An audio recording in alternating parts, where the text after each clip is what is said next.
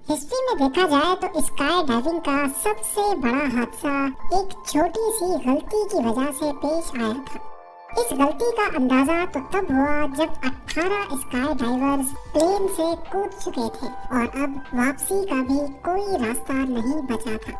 Plane से कूदने के बाद 18 के 18 स्काई डाइवर्स की सारी एक्साइटमेंट खौफ में बदल गई।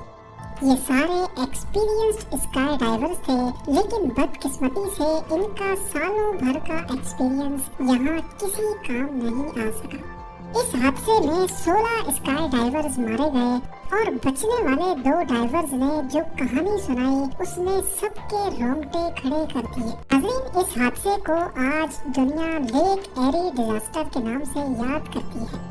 लेक एरी अमेरिका की स्टेट ओहायो में मौजूद नॉर्थ अमेरिका की चौथी और दुनिया की 11वीं बड़ी लेक है। लेक एरी के साउथ में 13 किलोमीटर दूर ऑटनर एयरपोर्ट के नाम से एक छोटी एयरफील्ड है।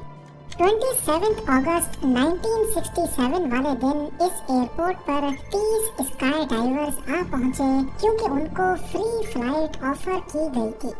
वर्ल्ड वॉर 2 में इस्तेमाल होने वाला B-25 बॉम्बर प्लेन, जिसको एक प्राइवेट कंपनी ने मॉडिफाई किया था, उन्होंने ही इन स्काई डाइवर्स को फ्री फ्लाइट की ऑफर की थी। जब स्काई डाइवर्स एक एक करके प्लेन में बैठना शुरू हुए तो B-25 बॉम्बर में जगह कम पड़ने लगी और पायलट ने ओवरवेट के खदशे की वजह से लास्ट मोमेंट पे सिर्फ 20 डाइवर्स को ही सेलेक्ट किया।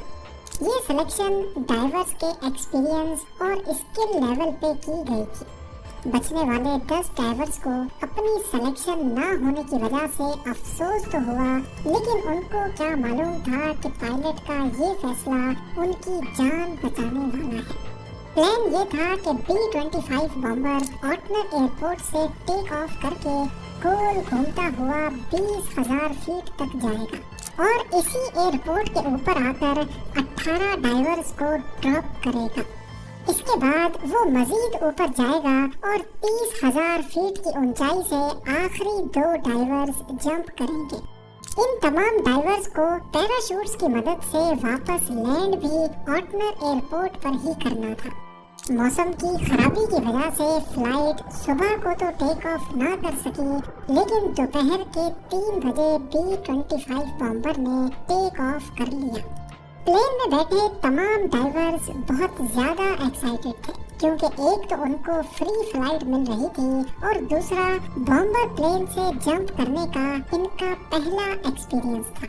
B-25 के टेक ऑफ के बाद एक छोटा सेस्ना 180 प्लेन भी उसी एयरपोर्ट से टेक ऑफ हुआ। इसको 12,000 फीट की ऊंचाई पर रहकर स्काई डाइवर्स की छलांगें कैमरा में कैप्चर करनी थी। उधर B-25 जिसमें डाइवर्स मौजूद थे वो स्पाइरल करता हुआ ऊपर की तरफ जा रहा था। मौसम की खराबी की वजह से दोनों जहाजों के पायलट्स करीबी एयर ट्रैफिक कंट्रोल टावर के साथ कनेक्टेड थे, जो उनको उनकी लोकेशन बता रहे थे। फाइनली 1 घंटे के बाद B-25 बॉम्बर 20,000 फीट के एल्टीट्यूड पे पहुंच चुका था। पायलट ने कंट्रोल टावर को रेडियो किया और अपनी लोकेशन पता की। उस दौर में GPS टेक्नोलॉजी नहीं होती थी, लिहाजा अगर मौसम खराब हो तो पायलट्स को कंट्रोल टावर से मदद लेना पड़ती थी। कंट्रोल टावर ने B-25 के पायलट को बताया कि वो ऑटनर एयरपोर्ट से 9 किलोमीटर दूर है और इस इंफॉर्मेशन के हिसाब से B-25 की लोकेशन मैप पर कुछ यूं थी, यानी अब वो ड्रॉप जोन के करीब पहुंच चुके थे। इसके ठीक 1 मिनट के बाद सेस्ना 180 के पायलट ने भी एयर ट्रैफिक कंट्रोलर से कांटेक्ट किया और B-25 के हिसाब से अपनी लोकेशन पता की, क्योंकि मौसम की खराबी की वजह से सेस्ना के पायलट को B-25 दिख नहीं रहा था।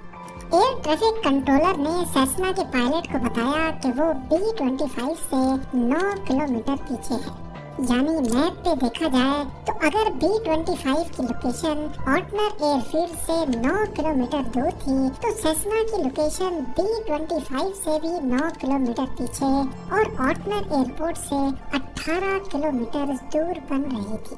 चंद मिनटों के बाद 20,000 फीट की ऊंचाई पर B-25 के पायलट ने दोबारा से अपनी लोकेशन मालूम की और इस बार कंट्रोलर ने उनको बताया कि अब वो ऑटनर एयरपोर्ट के ऊपर पहुंच चुके हैं।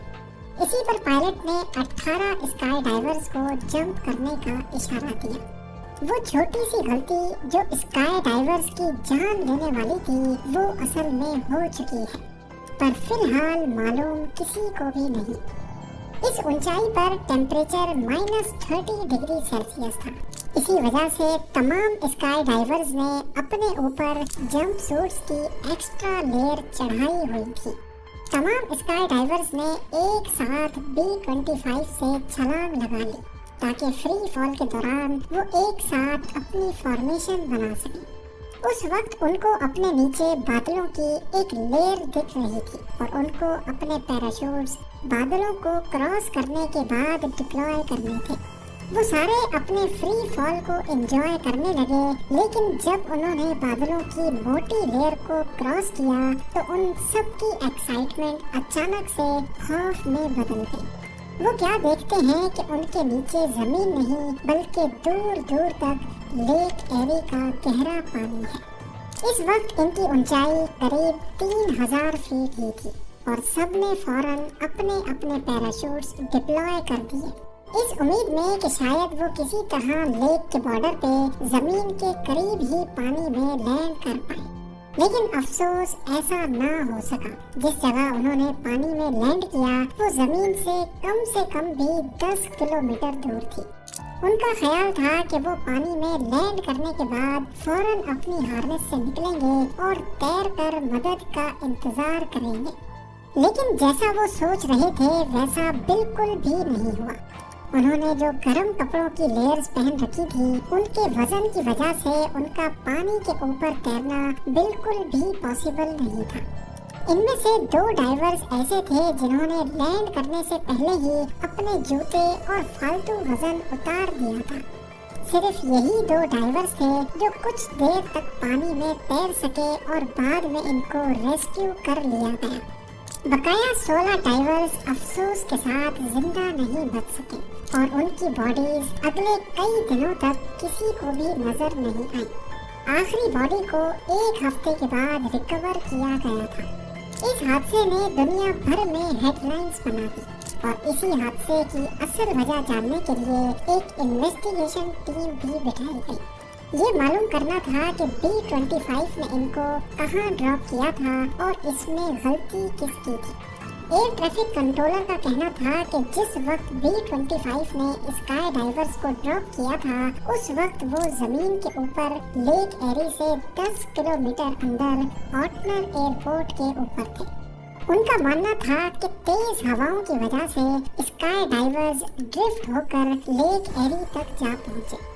असल में हो ये भी सकता था कि वाकई स्काई डाइवर्स ड्रिफ्ट होकर लेक एरी के ऊपर गए हों, लेकिन अगर 1 सेकंड के लिए ATC की बात मान भी लें तो इसका मतलब ये हुआ कि हवाओं ने स्काई डाइवर्स को टोटल 20 किलोमीटर तक ड्रिफ्ट किया था।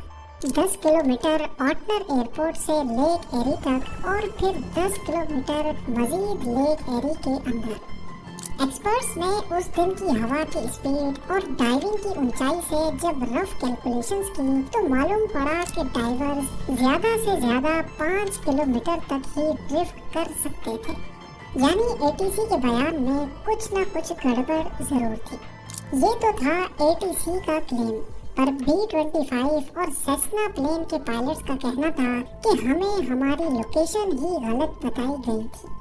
आखिरकार इन्वेस्टिगेशन में ये बात निकल कर आई कि जिस वक्त दोनों पायलट्स ने ATC से अपनी लोकेशन पूछी थी उस वक्त कंट्रोलर्स की शिफ्ट चेंज हुई थी और दूसरे कंट्रोलर ने B-25 को जो लोकेशन बताई वो असल में सेस्ना की लोकेशन थी। यानी जब B-25 के पायलट को ये बताया गया कि वो ऑटनर एयरपोर्ट के ऊपर है, असल में उस वक्त सेस्ना 180 एयरपोर्ट के ऊपर था और B-25 लेक एरी के ऊपर। इसके अलावा डाइवर्स और पायलट से ये गलती हुई कि उन्होंने एविएशन के लॉज के खिलाफ जाकर टारगेट को देखे बगैर जंप किया था। 16 पायलट्स की याद में अगले 2 सालों तक दूसरे स्काई डाइवर्स फ्लोटिंग इक्विपमेंट पहनकर खुद को जानबूझकर लेक एरी में लैंड करवाते थे। 1972 में कोर्ट ने फेडरल एविएशन अथॉरिटी को इन 16 डाइवर्स की मौत का जिम्मेदार ठहराया और B-25 पायलट का लाइसेंस हमेशा के लिए सस्पेंड कर दिया गया। इसके अलावा स्काई डाइवर्स के लिए ये रूल बना दिया गया कि वो किसी भी पानी से 50 किलोमीटर दूर ही जंप करेंगे।